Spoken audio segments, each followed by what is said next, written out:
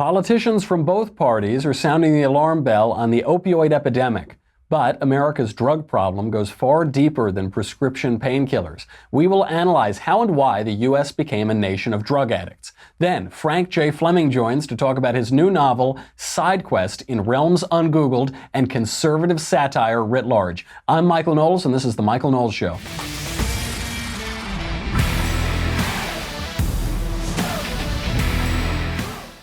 We're a nation of drug addicts. But before we talk about all the bad things that you can put into your bodies, we have to keep the lights on and talk about a good thing that you can put into your bodies. Because not everything that you put in your body is bad. You drink water and you eat food, and you can take some supplements which are nutritional. They're not pharmaceutical. They're not drugs or something like that. They are just nutritional supplements. And one of the best ones, and a great sponsor of the program, is Omax 3 Ultra Pure supplements. The fact is, taking care of your health is a commitment, and it can feel overwhelming. Now, for me, I don't really like to exercise or eat right or do anything like that. But you can take a supplement that'll help you out a little bit. That would be Omax 3. There are big health benefits that come with that, and you don't even have to think about it.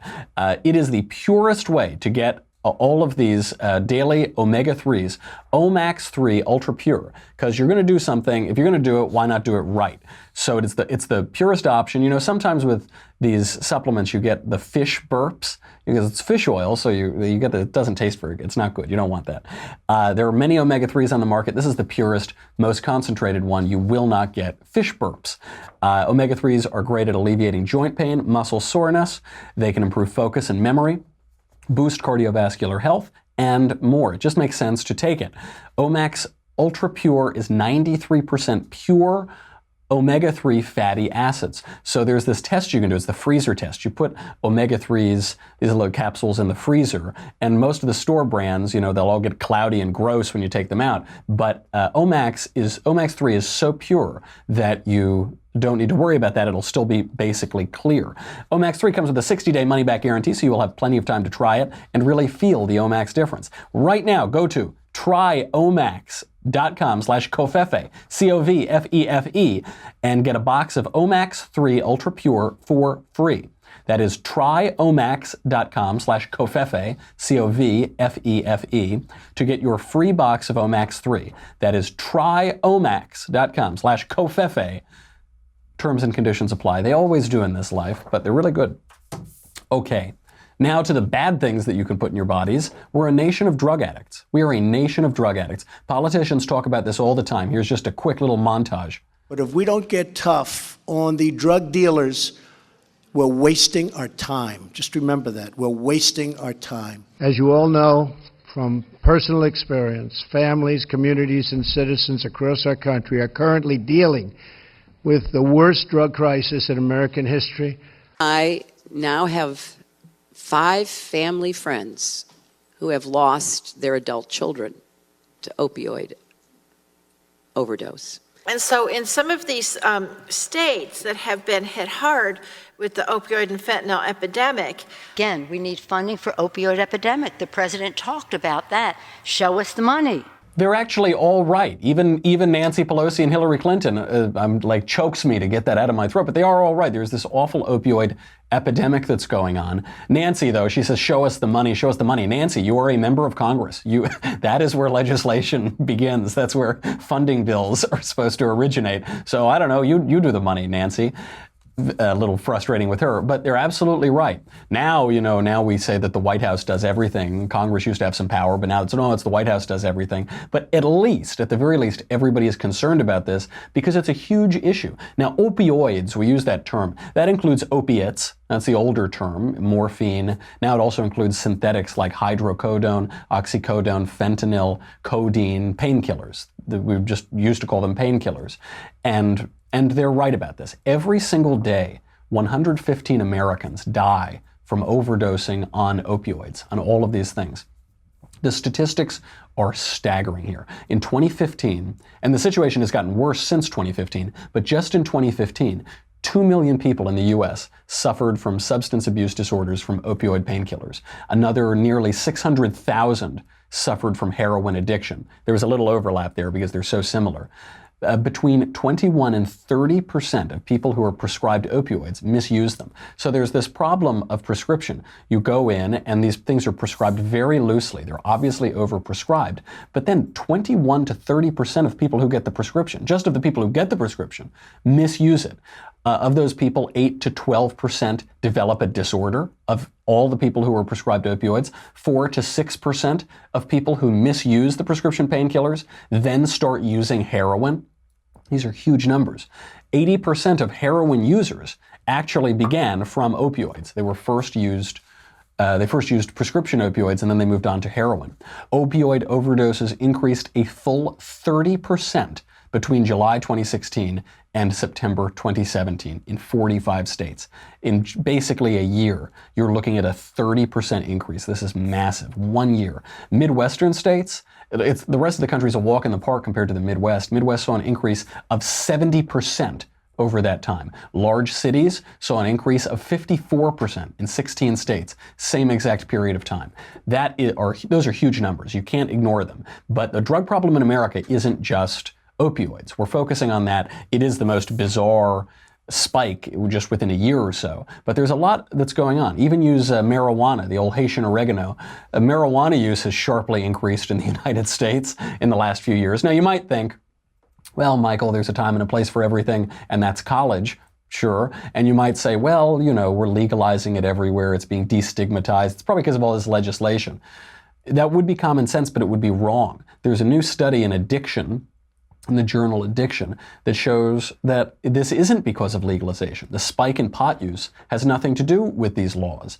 That study finds, quote, medical and recreational marijuana policies did not have any significant association with increased marijuana use. And yet there is a steep rise in pot smoking hippies since 2005. There is a steep rise. And look, I'm not like some old fogey on this and like scolding the kids and everything.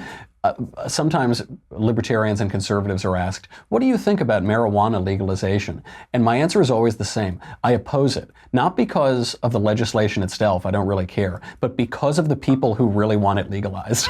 I just want to make them sad. That is my argument for it. These people, they're like sort of libertarians. They come out and all they care about is legalizing dope. What a dope. Absolutely not. I'm going to make it doubly illegal. I'm going to mandatory 45-year minimum sentence only for that political activism. That's a sidebar. Still on pot, though, according to a Yahoo News Marist survey, 35 million Americans use pot on a monthly basis. So that's over a tenth of the country. Over 1 in 10 people smoke pot or eat a brownie or tea or something on a monthly basis, and 55 million Americans have used pot in the last year. Huge numbers. More people smoke pot than tobacco in the United States. This is very depressing to me because I don't like cigarettes. Cigarettes are kind of gross and they're not very high quality tobacco, but I love cigars. Now, if I go into a concert or something and I light up a little cigar or a cigarette or something, I will be arrested. I'll probably be brought to Guantanamo Bay for interrogation. But if I smoke pot, it's fine. There are people, especially in California now, if you're smoking pot down the street, nobody will bother you. If you smoke a cigarette, people will scowl at you. They will look at you like you are the devil or something. Very bizarre. That's just the pot. Drinking is also on the rise. Drinking rose substantially between 2002 and 2013, according to a new study published in the journal JAMA Psychiatry. And I'm pretty sure the authors of this study didn't consult me, but I think it's because I went to college during that time period. So I suspect single-handedly I caused this rise in drinking. The social science does show some other explanations as well. Drinking rose 11% just during that time frame, 11 years, I guess. Among women, drinking rose 58%. Among older people, it rose 65%. Staggering numbers in just around a decade. Alcoholism, so not just people drinking, look, I'll have a casual 17 to 25 drinks per day when I'm hanging around the Daily Wire. That's just casual, that's just to get through the day. But alcoholism, alcohol abuse, rose 50% during that time period among Americans. Among women, alcoholism rose 83.7%. Staggering numbers. But it isn't just that. It isn't just the pot. It isn't just the opioids. It isn't just the booze. the big issue, and the New York Times did a good story on this over the weekend. I know you'll probably think you're on drugs when you heard me say that. The New York Times did do a good story for one. Every once in a while they do this, and it was on antidepressants. And this is, I think, the heart of the matter today. I think the antidepressants tell us a lot about the state of the country, and they tell us a lot about maybe what's missing. Antidepressants have been around in various forms since the 1950s. But modern antidepressants, the SSRIs that you maybe have heard of, statistically speaking, you're probably on them, selective serotonin reuptake inhibitors, they've only been around since the late 80s in any popular way, and the use of them has skyrocketed just in recent years, very recent years, 2 or 3 years. 25 million Americans have been on antidepressants for at least 2 years. There's a lot more to talk about with this, but before we get to that, I guess it's really divine intervention. Before we talk about the real crux of this matter, the antidepressants, we have to talk about we have to go back in time and talk about my favorite one, which is wine. A very providential ad today. I love wine. You love wine. You don't want to drink wine to excess. You don't want to end up in the gutter. You don't want to say like, fella, I was like you once. You don't want to end up like me on the 200th episode. And you don't want to have little pink elephants chasing you around. But everything in moderation. Wine has been around for a long time. The first miracle performed by our risen Lord was to turn water into wine, the water of ritual into the wine of celebration. And Wink has a wonderful product. I really, really like them. And so the trouble with wine, as you might know, especially for me, is I don't really know that much about it. I know a lot about cigars. I don't know anything about wine. So you go to the wine store and you just think like, okay, how are these people going to rip me off now? What is going to be? It all sort of tastes wet. So I guess that's it. Wink makes this much easier for you. So Wink, W-I-N-C, makes it very easy to discover great wine. Their wine experts select wines matched to your taste, personalized for you, shipped right to your door, and starting at just $13 a bottle. There's nothing like coming home to a crate of delicious Wink wine selected just for you. It is the best day of your month. So what you do is you fill out their palate quiz. I took it, and it's not questions like, "Hey, do you like to get drunk?" "Yeah, I do." That's not. That's not. We're a little more sophisticated here. It's questions like, how do you like salt? How do you take your coffee? It's much more of a connoisseurship, and so you answer that. And they will send you wines curated to your taste. The more wines you rate, the more personalized your monthly selections. Each month there are new delicious wines like the very popular Summer Water Rosé, which is the most masculine drink, many people tell me, the rosé. It's, it kind of like hides the masculinity behind a beautiful, delicious pink patina. There are no membership fees. You can skip any month, cancel anytime. Shipping is covered. You don't have to worry about that. If you don't like a bottle that they send you, they will replace it with a bottle that you will love. No questions asked. I usually send back all the empty bottles. I say, yeah, I didn't really like them. Could you replace them with, the same ones are fine. I'll try them again. Discover great wine today. Go to trywink, WINC.com/Knowles, KNOWLES. You will get $20 off your first shipment. That is trywinc.com/Knowles, KNOWLES, for $20 off. Trywink.com/Knowles. That's how you should do it. That's if everything in moderation. I'm not saying we should be like abstinent from all of the kind of fun little chemicals in this world, all of especially the ones that have been around for all of human civilization. But you should do it in connoisseurship, and you should do it not to excess. So life is too short to drink bad wine. Make sure you drink good wine. Back to the antidepressants. 25 million Americans have been on antidepressants for at least 2 years. That is a 60% increase in the last 8 years. 60. 15.5 million Americans have been on them for at least 5 years. That is a huge number. That is, 5% of the country have been on these drugs for at least 5 years, in some cases much longer. That number has doubled since 2010, and that number has tripled since 2000. The growth rate is shockingly high. In Britain, antidepressant prescription rates have also doubled in the past decade, and something that no one really seemed to give much care about when they were prescribing all of these drugs to all of America is withdrawal. It just hasn't really been studied. It hasn't been sufficiently studied. You'd think if you give people a ton of happy pills, that if they go off them, you might have some adverse side effects. Now we're just beginning to see that. In New Zealand, 3/4 of long-term users of these antidepressant drugs reported difficult withdrawal symptoms. Half of long-term users of psychiatric drugs in the US who were able to quit said that the withdrawal was severe. Those are just the people who were able to quit, and that's half of them. Half of the people who tried to quit could not quit because the withdrawal was so severe. We have this image in our head of the heroin addict, shaking from withdrawal symptoms, but withdrawal has been very severe, even on what we think are just, oh, my doctor gave it to me, my doctor wrote me a prescription for this. Severe, so severe that half of the people couldn't quit. Antidepressants originally were a short-term treatment for mood swings. They would be prescribed for 6 to 9 months. Or if there was some traumatic event, they'd be prescribed and they'd kind of get you through the event. Who knows about the wisdom of that? But they were not broadly considered to be these permanent solutions. Consider some of these other numbers. White women over 45. Those people account for just 20% of the US population. They account for 40% of users of antidepressant pills. Those same white women account for 58% of long-term antidepressant users, not just 6 to 9 months, but longer term. We have to ask ourselves, what's wrong with middle-aged white women? Why are their lives so hard and terrible that they're taking all these pills? Now, there is an objection here. I should be clear, I'm not telling anybody to stop their medication. Talk to your doctors, talk to your psychiatrists. There is such a thing as clinical depression. There is such a thing as serious physical problems.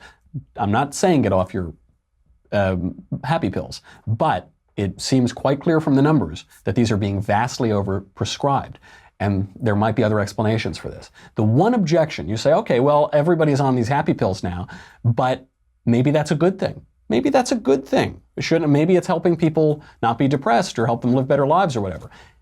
Except that doesn't hold up because there isn't just a drug epidemic. It's not just antidepressants or pot or booze or opioids or whatever. It's not just that. There's an epidemic of suicide as well. Suicide is the 10th leading cause of death in the United States. Deaths from suicide are up almost a full quarter. They're up 24% between 1999 and 2014. That's just suicide writ large. The biggest uptick, as always, is among middle-aged men, because suicide is mostly a problem for white males. White middle-aged males constitute the lion's share of suicide victims. But there's also now a major uptick in young women. A major uptick for women who are between 10 and 14 years old. From 1999 to 2014, there was a 200% increase in suicide. 200%. White women had a 60% increase in suicide over that time period, over that 15-year period. And the vast majority, 83% of women who commit suicide are white. This is a problem of middle-aged white women, you could say. So it looks like the antidepressants aren't working.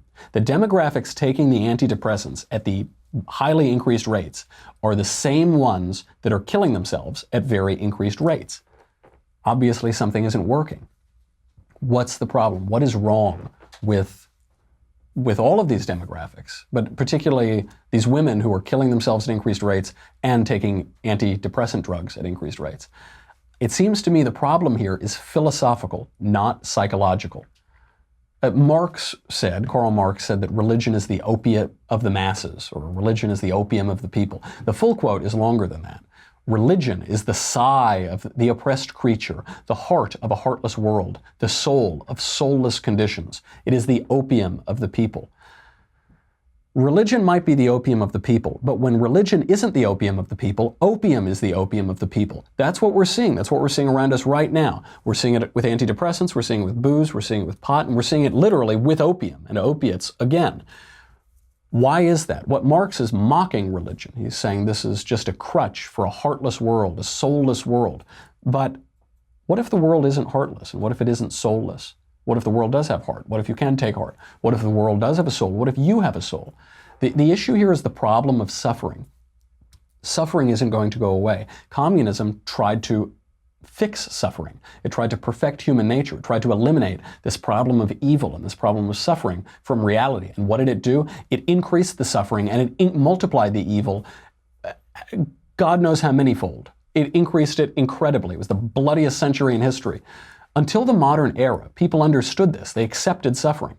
that there is a purpose to life, and there is such a thing as virtue, and suffering inheres in life. You see this in all of the ancients, you see this in the medievals, you see this all the way up to the modern era, and then now we have to wonder, well, how do we get rid of suffering? I don't want suffering. That doesn't make sense. There's no purpose to life. It's just, we're all just molecules floating around, and consciousness is an illusion, and free will is an illusion, and my soul is an illusion, and virtue is an illusion. There's no such thing as morality. It's just kind of been constructed over time by our random genetic forces, and virtue, that is certainly an illusion. If you think that you're meat, you're going to treat yourself like meat. If you think you're just a physical object, you're just going to treat yourself like a physical object. And so we have this trouble because people realize they can pretend that they're meat. They can pretend that there's no soul and there's no spiritual aspect of life, but they still suffer. But suffering isn't physical. We know suffering is not physical. Other than in very, very rare cases and for periods of time, suffering is also a spiritual condition. We feel that. And so our first reaction is to just pop some pills. If I'm physical and there's something wrong with the physical, the solution has to be physical. It can't be philosophical. It has to be psychological. If you know that you're spirit, you'll treat yourself like spirit. If you know that there's a purpose to life, and you know that there are virtues, and you know that there are external virtues and internal virtues, and that there are goods to be acquired in the outside world, and there are goods in yourself, integrity in yourself, goods in the doing of the thing, then you will treat yourself that way, and you will have a better life, and life will be much better, and it will seem rosier, and it won't seem like a heartless world, and it won't seem like a soulless world. You'll realize that there is heart and soul and purpose. It would dramatically reduce this problem. We have a lot more people taking antidepressants. We have a lot more people killing themselves anyway. That is a philosophical problem. There isn't something physical that's just changed in the last 15 years. What has changed is our view of the world and our view of ourselves. And we've been deluded by a bunch of half-wits and middle-brow pseudo-intellectuals who tell us there's no such thing as God. There is such a thing as God. And I want to be the middle-brow intellectual to tell you that.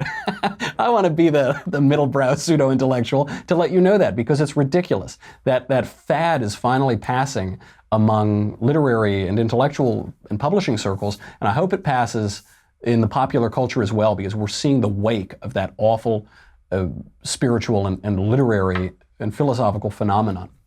Winston Churchill had a great line on this question. He said, "The destiny of mankind is not decided by material computation. When great causes are on the move in the world, stirring all men's souls, drawing them from their firesides, casting aside comfort, wealth, and the pursuit of happiness in response to impulses at once awe-striking and irresistible, we learn that we are spirits, not animals, and that something is going on in space and time and beyond space and time, which, whether we like it or not, spells duty." Spells duty, purpose, a reason to be here, something that you have to do. There's a question of why the lion's share of these antidepressant takers are middle-aged white women. And I suspect that it might have something to do with the leisure afforded to that demographic among other demographics. There is a sense of hopelessness if one doesn't realize that there's a purpose to life. If one doesn't realize that there is a hope and that you're here for a reason. And it isn't just about making money. It isn't just about a lot of people who stay home and raise their kids, they can't really go back to the workforce and make a lot of money, so they might feel hopeless there. Women of a certain age sometimes aren't the most sensual as they once were, and so you might say what purpose is that there?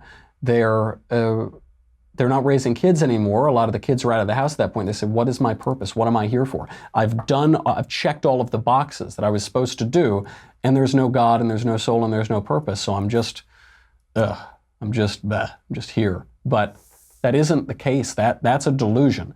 And until people write that philosophical problem, they're not going to be able to write the psychological problem. I'll tie this back to Teddy Kennedy, because I don't want to let this whole show go by without insulting Teddy Kennedy.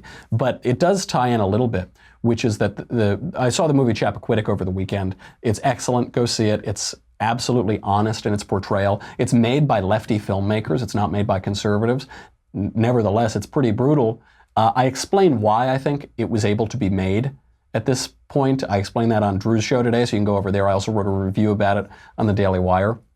What I want to focus on is the person of Teddy Kennedy himself, because this movie is really the first time that the popular culture has admitted that Teddy Kennedy was just an absolute degenerate. He was a womanizing, cheating, lying, dishonest, manslaughtering drunk who didn't really take any responsibility for his life and just grifted on the public dime and the public attention for his entire life, and just an absolute derelict. And when he retired from the Senate, or I'm sorry, when he died, they called him the Lion of the Senate. That's what the Democrats said. Oh, he's the Lion of the Senate. He's this great man. They wouldn't talk about it. Andrea Mitchell said that the heavens were weeping for Teddy Kennedy.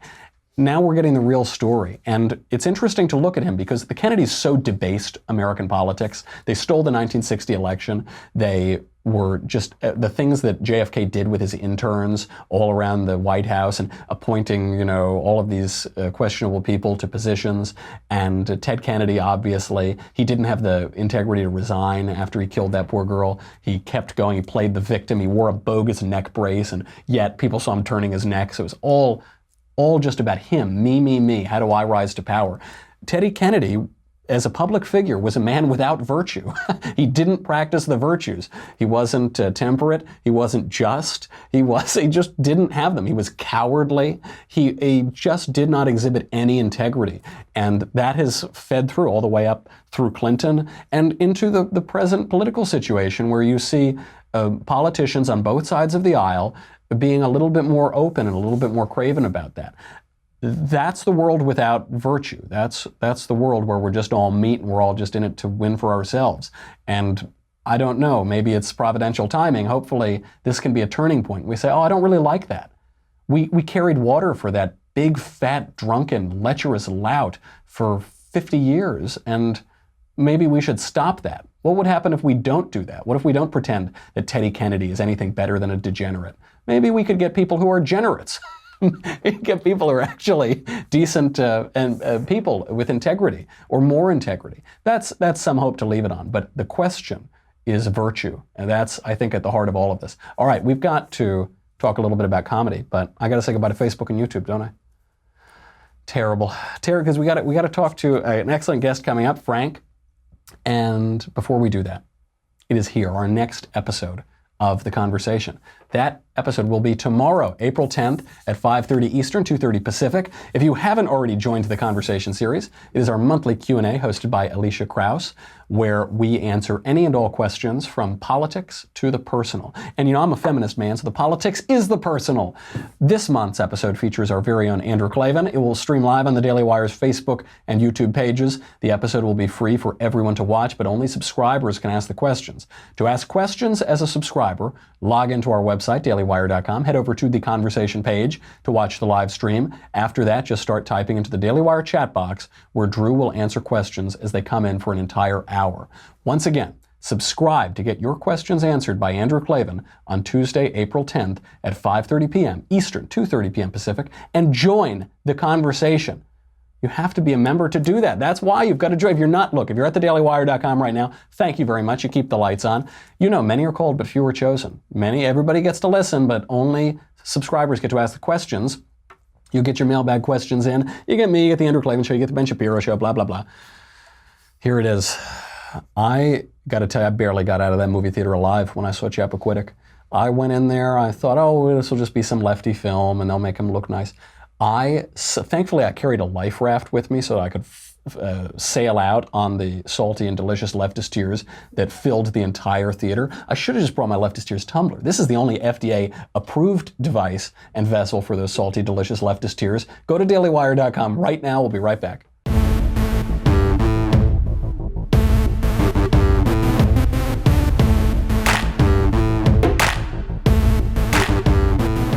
All right, I want to bring on Frank J. Flemming now, finally, author of Sidequest in Realms Ungoogled. Frank, thank you for being here. Hey, thanks for having me. So, Frank, this book it's a comic fantasy. It's a fantasy that's very funny, and I really haven't read anything like it before, but I really enjoyed it. How would you describe it? Well, it's about a mild-mannered computer programmer who, on one day on his way to work, goes on a trail he's always seen before, but never really bothered to go down, just a road off his usual way to work. And he's given a sword by fairies, which seems kind of unusual. And then he And then he starts to notice things like his boss is a demon. They sacrifice people beneath his office building, and his girlfriend works for an evil entity and raids villages at night. And he thinks all this is kind of odd, but he's the only one. Yeah, it's just, business as usual. The one thing that really drew my attention to it is I did this show with Andrew Klavan called Another Kingdom, where it's another conservative satirist who's writing about fairies and this magical land. I don't know what it is about us conservatives writing about fairies, but there's something deeply Freudian probably back there. You write a lot of conservative satire. I love conservative satire. I'm a longtime fan of P.J. O'Rourke. I remember in college I would read, he wrote an excellent essay called Republican Party Reptile, How to Drive Fast on Drugs While Getting Your Wing Wang Squeezed and Not Spill Your Drink. That was the name of an important political essay in my upbringing. You do it yourself, you're a practitioner. What do you think about the state of political satire in the age of Trump? It's absolutely dead. It's dead because we're beyond satire, aren't we? Well, I mean, I try to come up with something like, hey, what's something ridiculous? And then Trump tops me, and then like, oh, what's like the most ridiculous response to that? And then the left tops me, and it's just I don't have the imagination for it anymore. It just seems like, I just can't beat reality. This is how I feel about the conservative, or what I think is probably a secret crypto-conservative website, but it's my favorite website on the internet, Everyday Feminism. It is so good, it has reached the point where you cannot tell if it is satire or earnest, and at that point one has to sort of throw up one's hands and say, oh, well, that's too much. The thing about Trump that I love, though, is in the age of Bush, when George W. Bush wouldn't strike back, he was very dignified. Jon Stewart had a ball. Stephen Colbert, the same thing. They were able to be very satirical because they were playing off a straight man. Now, Donald Trump is funnier than any of them. He is a better stage comedian than any of those satirists, so you just have Jimmy Kimmel crying instead. Conservatives right now, they seem to be the funny ones. We're the ones laughing. We're on the internet, with the memes and everything. The left is so unfunny. They're like Sandra Fluke, that meme, of the abortion or the contraception activist. She's like arms folded, and that's not funny. Wah, wah, wah. Why is that? Why are conservatives the funny ones right now? Why is the left so unfunny? Well, I think if you, like me, I'm one of those who just like completely detached after 2016. I mean, that was an interesting election. It was a tough one because you had, it was like choosing between prime rib and lobster. I mean, it's just like, how can I pick just one? And, please give me both. Yeah. And it was like you just froze there looking for the both option. And, I don't know if you combine them like Hillary and Trump, like a Hillerump or a Trumply, but a Hillerump, yeah. And it's, and it's like, oh, I guess, things are great now. We're not needed anymore. And so I just kind of detached a bit. And when you detach and you don't take it so seriously, I mean, this has been like the most entertaining presidency ever. It's constant amusement. I mean, you're on Twitter. He's always on there keeping things interesting. And it's pretty nice. It's a lot of fun. And then, but everybody's just, they're getting so worked up about it. I guess they're not. It's like it's like that Andy Kaufman thing. They're not in on the joke. They're all yelling at him. I think this is actually the reason. I think you've hit on exactly why conservatives are the funny ones right now, and the left is so unfunny. Is that conservatives have other things. Conservatives have other things going on. So politics isn't the end of the world for us. Tax rates go up, tax rates go down. Sometimes it's better, sometimes it's worse. Not in that order. And it's. The government is always a nuisance. Politics is always going to try to encroach on us. But we have culture, we have God above the culture, and there are other things. We have our families and that sort of thing. But for the left, the political is the personal, and it's just they worship it like it's a religion. And who cares? If you give your life, put not your faith in princes. If you live your life just only caring about what's happening in politics, you're going to be very disappointed, I think. Yeah, I mean that's the problem with true conservatives. They have way more important things to worry about than politics, and so it's just like they always so it's like they're the ones who's going to check out. When things like when everybody else is like putting all their energy into it, they have other things to do. I got kids to get to t-ball and stuff. I can't be freaking out about this. I like to read a good book in the morning and not get worked up by the news. So I mean it's. Now, this actually does bring me This brings me to a serious question about you and your audience. Is conservatives, as you know, are Philistines. Even I don't really read novels, hardly ever. I don't read a ton of fiction. How are you finding the book is being received? It's really fun. I really enjoyed when someone puts a book in front of me, or they say, I think you'll like this, Michael. This kind of has similar themes that you like. I read it. It's really fun to read. How is the response? Well, it's a little tougher marketing a novel than I thought. This is only my second one. And, you know, if you go to Amazon, there's got to be, I don't know, dozens of different novels to choose from, and you got to convince people to buy yours. And the average I think they have almost 10 novels on Amazon now. Yeah. 7 of them are Harry Potter. Mm-hmm. But, you know, and then, let's see, the average person reads maybe one book every decade. And so I got to convince them to read mine over one of the Harry Potters, mm-hmm. which, you know, it's tough. I don't have, you know, Harry, Ron, Hermione in mind, but it's still. If you put that hot little English tomato in your series, then maybe you'll be able to do it. But yeah, so I just try to, you know, make it fun. It's got some of the pop culture references, which are big in like that Ready Player One thing, but it's got a few other things than just pop culture references. So it's actually like a story. Yeah, I really like it because I have to read a lot. You know, that's basically the only requirement of this job is you have to read a lot. And so before bed, I'll be reading some moral philosophy or something. And, you know, I'm reading Alistair McIntyre, whom I really like. And you get 4 syllables in and then it's 8 in the morning. You know, then you get 4 syllables in and you're just dead to the world. But this is really fun. This kept me up. And so I definitely recommend going out and getting it. The book is Sidequest in Realms Ungoogled. The author is Frank J. Flemming. Frank, thank you for being here. Hey, thanks for having me. Try to say that 5 times fast. Frank J. Flemming. Frank J. Flemming. Blah, blah, blah, blah, blah, blah, blah. Go get it. Good book. Sidequest in Realms Ungoogled. Okay, that's our show for the day. We have much more to talk about, but we're out of time. Sorry, folks. Go over to Daily Wire, get your mailbag questions in. I'm going to start. They're going to be percolating, and then I'm going to be on the road coming up soon, I think next week. So I'll give some more details on that when they come out. But I'm going to be in Mobile, Alabama.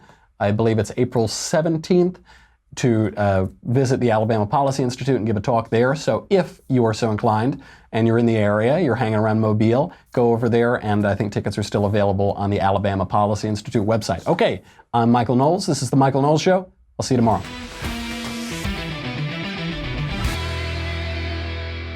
The Michael Knowles Show is a Daily Wire forward publishing production.